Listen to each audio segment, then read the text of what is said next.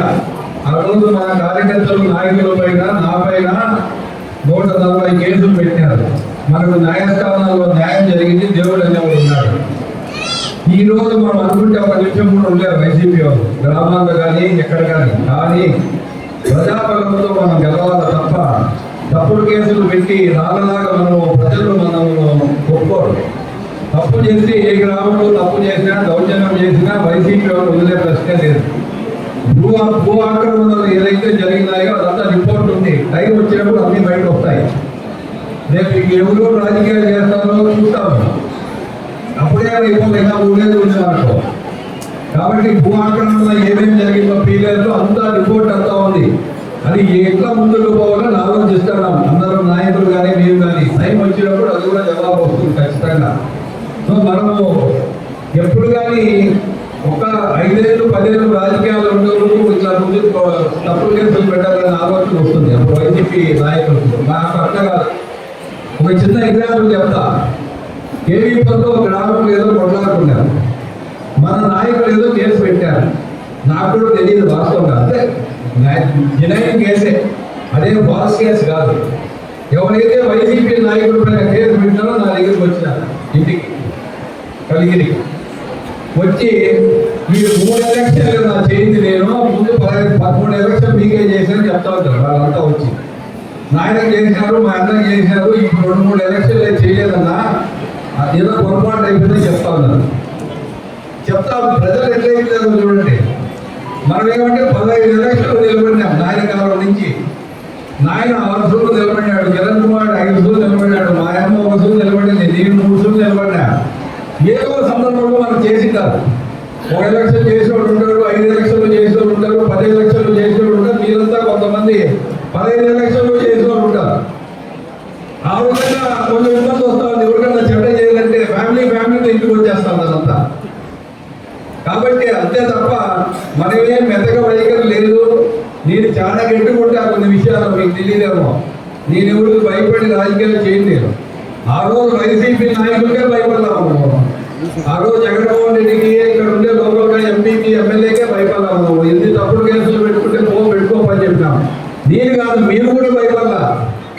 ఒకరు కూడా పోలా. ఎవరు 140 మంది పైన పెడితే ఒక్క నాయకుడు కూడా మనోడు నా దగ్గరికి పోయింది లేదు.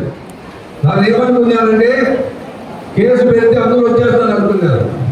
ఇప్పుడు నేను 2 కేసులు పెడితే వైసీపీ ఉండదు, ఖాళీ అయిపోతుంది పీలర్ కాన్స్టిట్యూన్సీలో. మనోళ్ళు ఎవరు పోలా. అప్పుడు 140 మంది పైన కేసులు పెడితే ఒక్కడు పోలా మనోడు. ఇప్పుడు మనం 5 మంది పైన పెడితే చాలు, నియోజకవర్గం ఖాళీ అయిపోతుంది. మళ్ళీ మీరు అడిగిపోతారు. మళ్ళా మన పార్టీ వాళ్ళు వస్తారు, వాళ్ళంతా వచ్చేస్తే మళ్ళా వచ్చేపోదామా ఏమా? మన వాళ్ళకు కోరికలు తీరడమే కష్టం ఉంది ఇప్పుడు. ఇక వైసీపీ నాయకులందరినీ మనం చేర్పించుకోవడం దానికి ఏం చేస్తాం మనం చెప్పండి. కాబట్టి రాజకీయాల్లో కొంచెం ఓపుకుంటారా. టైం వచ్చినప్పుడు ఎవరికి ఏం చేయాలో నాకు తెలుసు. మీరే కొత్తగా రాజకీయాల్లో నాకు కుటుంబం లేదు. టైం వచ్చినప్పుడు మంచితనంగా ఏ విధంగా మనం రాజకీయం చేయాలా, మనకు వేరే విధంగా ఏ విధంగా రాజకీయం చేద్దాం. లోకల్ బాడీ ఎలక్షన్ కూడా లోకల్గా ఇప్పుడు ఏమేమి మాట్లాడుతారో చూస్తాం వైసీపీ నాయకులు కూడా. అప్పుడు మళ్ళీ ఏం చేయాలో మనం ఆలోచిద్దాం. ప్రజాబలంతోనే గెలవాలి, దౌర్జన్యంతోనో ఇంకో దాంట్లో కాదు. ప్రతి గ్రామంలో కానీ మండలంలో కానీ ప్రతి 6 మండలాలు ప్రజాబలంతోనే గెలవాలి. అప్పుడు మనకు అవసరం ఉంటుంది. అప్పుడు వైసీపీ నాయకులు సర్పంచులు కూడా తెలియదు ప్రజలకు, ఎంపీటీసీలు కూడా తెలియదు, ఏమి తెలియదు ఎవరికి గ్రామాలు. కాబట్టి పీలేరు నియోజకవర్గ ప్రజలు కానీ ఇక్కడ ఉండే నాయకులు కానీ మహిళలు కానీ ఎల్లప్పుడూ మా కుటుంబం కానీ నేను కానీ జీవితాంతం రుణపడి ఉంటాం. కష్టకాలంలో మాకు అండగా ఉన్నారు. అధికారులు లేనప్పుడు మాతో ఉన్నారు. అధికారులు లేనప్పుడు కేసులు పెట్టించుకున్నాం. నిన్ననే లెక్క తీసినాం అంతా ఎన్ని కేసులు ఉన్నాయి అందరిపైన. 350 ఏళ్ళే అన్ని 350 మందిపై తేలినాయి కేసులు. నిన్ననే లెక్క తీసినాం. అన్ని యోగంలో పాదయాత్రప్పుడు ఎన్ని కేసులు, అన్నలు గలాట, రైతు యాత్ర చేసాము ఒకటి. ఇక్కడ మీకు గుర్తుంటుందో లేదో, అది కూడా 130 మందిపై ఉంది కేసులు.